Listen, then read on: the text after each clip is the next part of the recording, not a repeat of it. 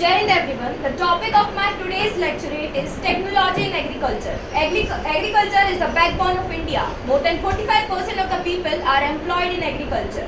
But today, the traditional farming alone cannot meet the requirement of the growing population, the climatic change and the global food security. And in this scenario, technology plays a game changer role.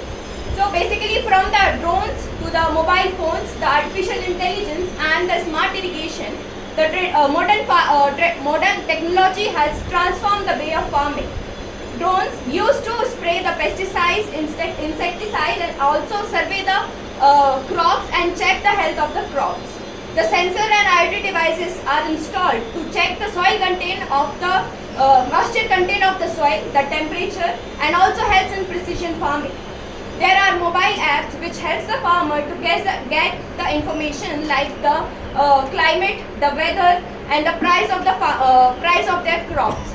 Then there are certain websites which help the kisan to get into there and also do the online pricing of their crops. There are some of the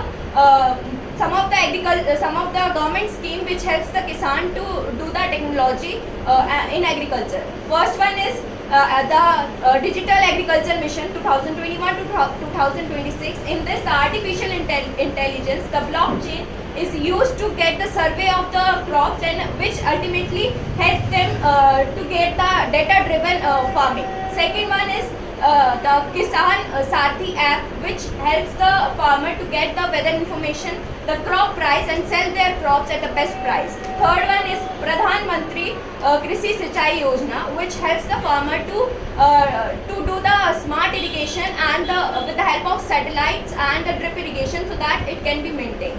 Next one is Pradhan Mantri Bima Fasal Yojana. In that, drone survey is done in a remote area so that the crop survey can be done, and in case of losses, the compensation is provided on a fast basis.